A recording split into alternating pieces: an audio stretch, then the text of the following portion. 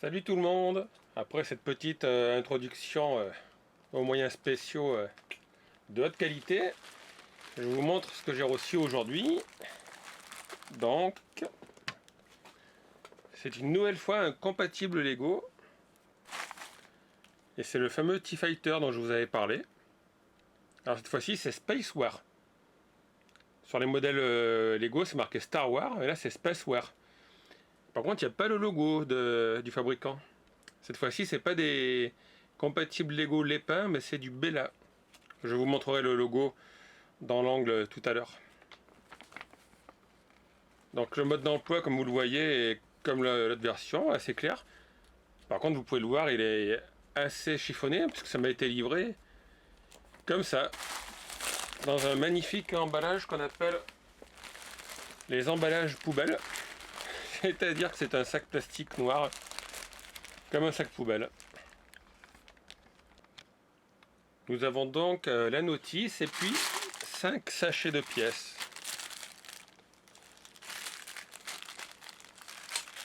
Et je vous propose, comme sur ma précédente vidéo, de voir un montage accéléré de l'assemblage de ce T-Fighter.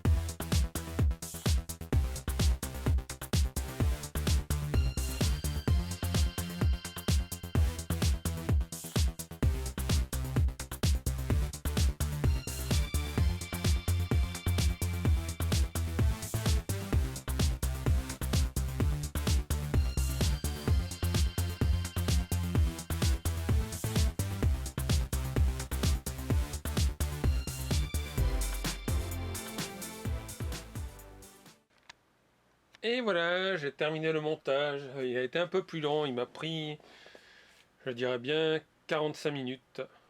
Qu'est-ce que je vais vous dire dessus? Comme d'habitude, il manque des pièces. Alors, en fait, la pièce qui manque, c'est sur ce personnage, normalement, l'épée devrait être rouge des deux côtés. Mais hélas, ils nous ont donné qu'une seule partie rouge. Et d'après mes recherches sur internet, c'est normal, c'est comme ça dans les boîtes. Et là, je sais pas si c'est moi qui ai perdu la pièce, mais il me manque une petite pièce grise, comme ceci, à mettre là. Bon, ça se voit pas trop. Voilà, c'est une jolie petite pièce, on peut donc changer la position des ailes. On peut l'ouvrir ou le fermer. Devant aussi, mais devant il est un peu dur à fermer, ce qui fait que des fois quand on l'ouvre, si on ne tient pas en bas en fait, il se détache. Dans le tableau de bord là, on peut aussi lever le levier de commande. On peut bien sûr y mettre un petit personnage à l'intérieur. Je vais le refermer. Le dos. Alors ça sert à lancer les missiles. Je vais vous montrer. Il y a 2 missiles ici. Et si on tourne derrière, comme vous le voyez, ça part. Donc si on tourne fort, des fois ça part un peu loin, mais souvent en fait il reste bloqué à mi-hauteur. Enfin, c'est pas gênant, hein, puisque moi je vais pas m'en servir pour jouer, mais pour garder sur mon étagère. Et quand on rentre la pièce rouge, il faut la rentrer dans le bon sens, vous allez voir. Parce qu'en fait, dessus, il y a une petite encoche. Sinon, ça se bloque pas. Donc là, on le met dans le bon sens. On l'enfonce. Et normalement... Ah, voilà, il faut faire attention à ne pas le bouger. Voilà. C'est parce qu'en fait, à chaque fois derrière, je bouge ça sans le faire exprès. Oh, il est assez solide, hein. Bah, de toute façon, il n'y a pas de secret. La conception, c'est au départ une conception Lego. Ça, c'est juste une copie. Hop. Je trouve qu'il manque un socle. Ça aurait été bien d'avoir un petit socle pour pouvoir le poser avec les ailes déployées. Je pense que ça à faire avec des vraies pièces Lego.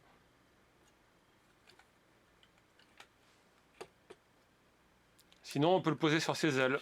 Enfin, quand ça tient. Voilà.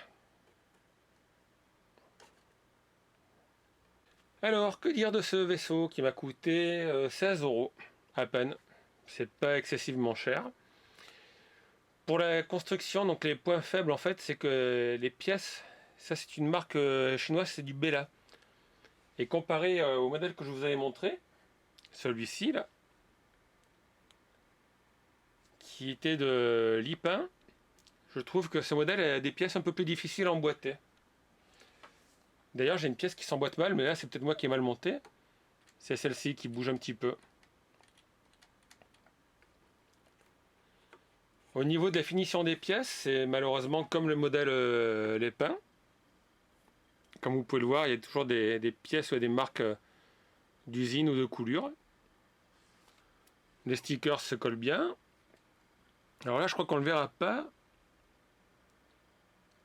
Non, j'ai pas l'impression, mais ici, il y a une sorte de petite rayure. Je sais pas si c'est une rayure ou un bout de colle qui a été mis dessus.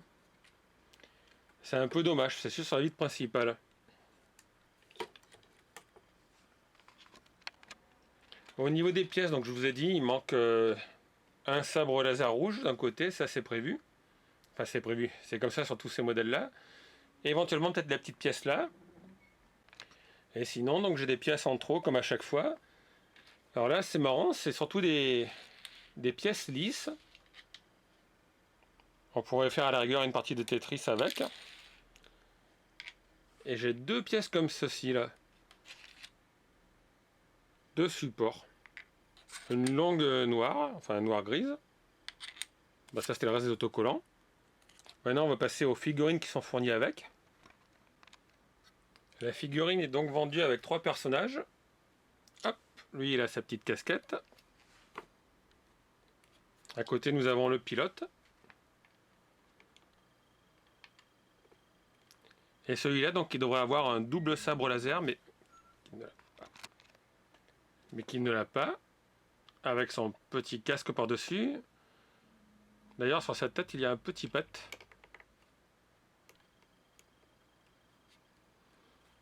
Et dans le sabre il y a une petite bulle d'air aussi. Bah, ça, c'est malheureusement la qualité chinoise. Donc comme ils ont copié le mode d'emploi Lego, forcément, dans le mode d'emploi, ils nous disent de mettre les deux parties rouges, mais il n'y en a qu'une. La figurine qu'on pose dedans en fait ne se pose pas, ne se clipse pas sur des petits trous, mais en fait il y a une sorte de système avec une plaque lisse et devant une plaque qui fait un petit T et qui permet de lui coincer l'entrejambe. Et je pense qu'une fois qu'on y met le couvercle, ouais voilà, elle est assez bien maintenue à l'intérieur. Donc on remet hop les manettes de contrôle, cette partie. Bah, finalement on voit pas trop le pilote à l'intérieur.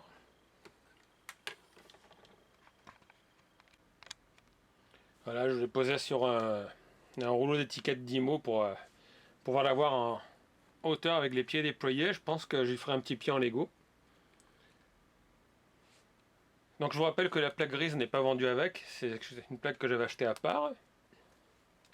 Ça nous fait donc 16 à 17 € pour un vaisseau, 3 figurines. Comparé au modèle Lipin que j'avais assemblé dans la vidéo d'avant, c'est un peu plus compliqué, donc comme je vous ai dit, à assembler, et des pièces qui s'emboîtent moins bien. Mais pour une personne adulte, c'est pas gênant. Au niveau de la qualité, je mettrais un 15 sur 20. Je ne conseillerais pas pour des enfants, mais pour des adultes qui veulent pas ou qui n'ont pas les moyens d'acheter le vrai modèle Lego, qui est quand même vendu 4 fois plus cher, je ne le déconseille pas. J'essaierai de voir s'il existe dans une autre marque, puisque je me suis aperçu que Lipin et d'autres constructeurs chinois en fait se copiaient un l'autre. C'est-à-dire que vous pouvez avoir un modèle de Lego qui est fait par 4 ou 5 marques différentes chinoises. Je vais vous montrer quelques photos du vaisseau que j'ai prises. Donc là on le voit de devant, de dessus, la vue arrière. Et moi j'aime bien, je suis pas déçu par mon achat. Comme d'habitude, je vous mets quelques photos du modèle Lego original. Voilà, je ferai encore d'autres vidéos sur des compatibles Lego. J'attends encore un article Star Wars. Je me suis aperçu d'ailleurs que je l'ai commandé 2 fois, ce T-Fighter. Une Batmobile aussi. Et je vous ferai d'autres tests très bientôt. Je pense aussi que plus tard j'essaierai d'autres modèles comme des constructions super-héros. Sinon j'ai vu qu'ils faisaient toute la gamme, hein. Il y a du Ninjago, ils appellent ça Ninjag. Des Lego pour filles, mais ça je ne testerai pas. C'est pas mon domaine. Mais en tout cas je vous remercie de suivre ma chaîne. Donc n'hésitez pas à liker, à poser vos questions, mettre vos commentaires. Et puis je vous dis à bientôt pour une prochaine vidéo, soit des essais de figurines, soit encore un essai de compatible Lego. Voilà, merci et à bientôt.